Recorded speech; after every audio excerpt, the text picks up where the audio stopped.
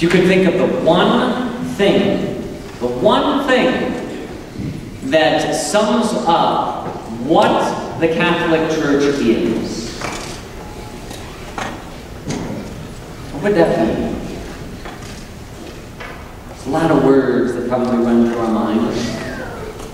But I think it's the same thing that would sum up what and who God is.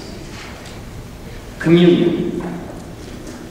Communion is at the heart of the Catholic Church.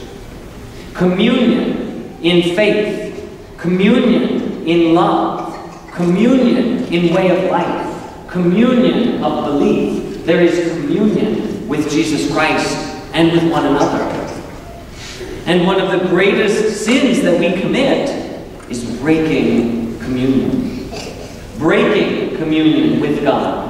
Breaking communion with one another in our relationships, in our love. That communion that we talk about here, that we hear about in our readings today.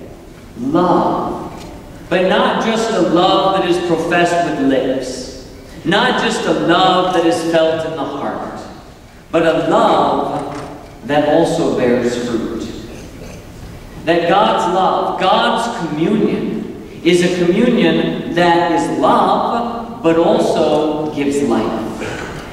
Bearing fruit is necessary to be a disciple.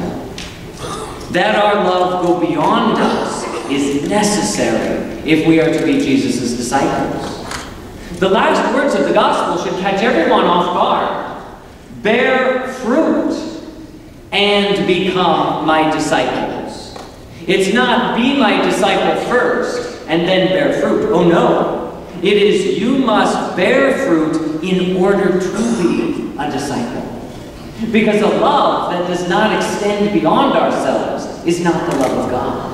A love that is not subservient to the will of God is not true love.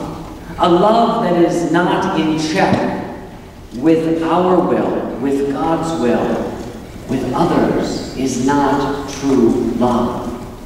True love gives life. True love bonds together in unbreakable bond.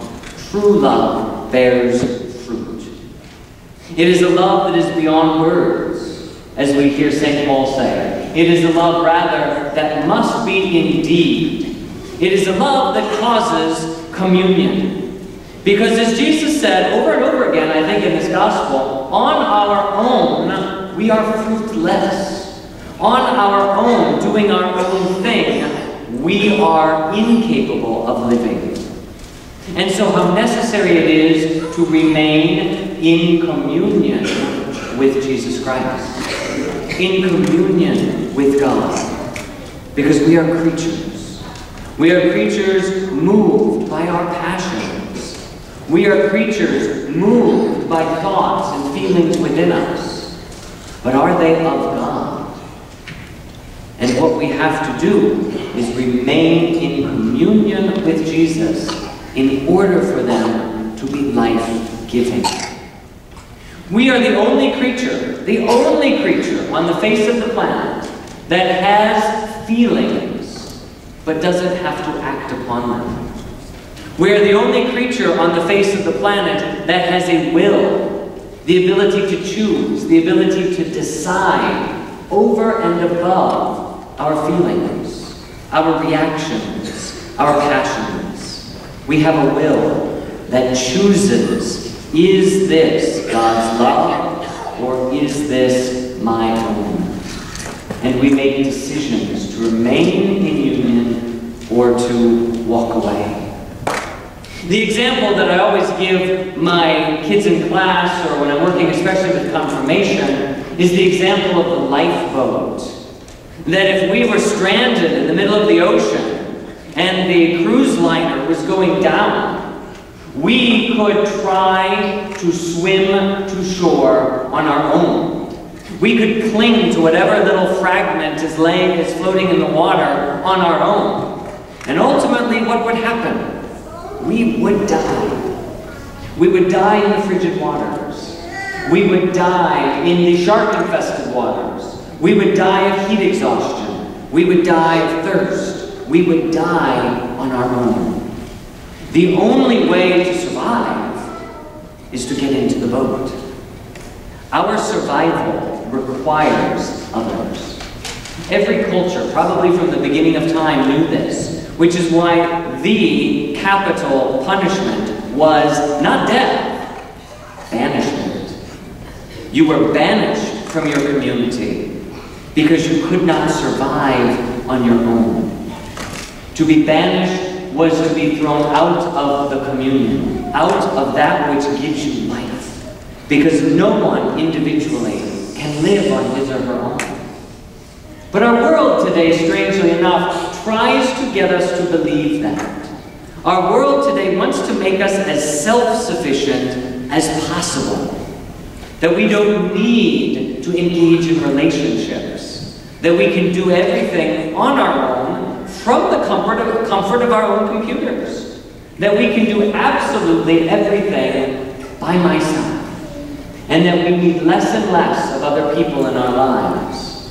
And if we open our eyes and see that around us, we then, as God's people, we are called to reject that, to purposefully enter into relationships, to purposefully let our love overflow, to purposefully reach out and join with others, so that we do not disintegrate, but rather remain integrated, rather hold on to communion. The communion, then, of the church is absolutely necessary. Jesus' image today of the vine and the branches reveals to us what his idea of the kingdom is, what his idea of the church is, that it is rooted in me, and that you must be a part of it to have life. To separate on your own is to say, I do not need this. I do not need the common belief. I do not need the sacramental life. I do not need you, Jesus, in the manner that you gave your presence to us.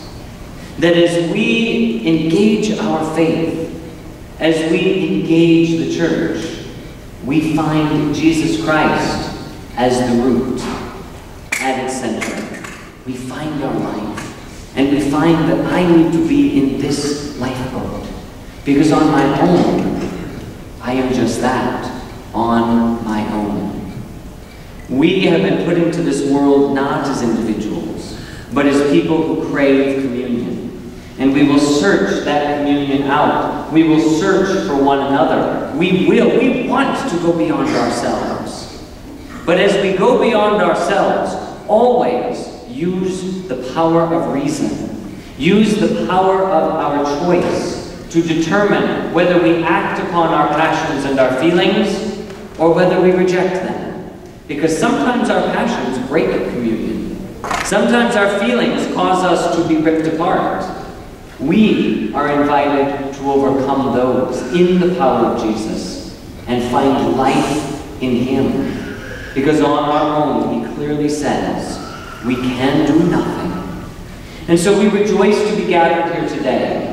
We rejoice that the church is the lifeboat of Jesus Christ.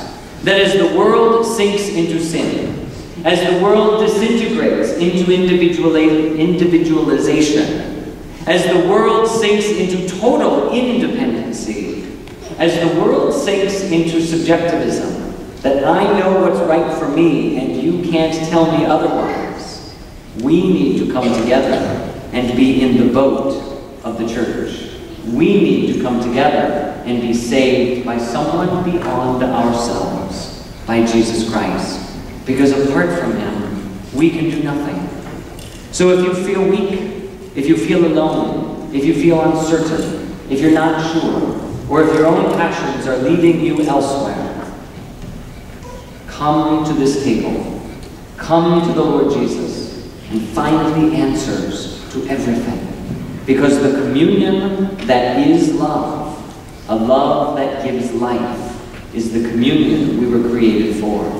It is the communion of the church because it is the communion of God.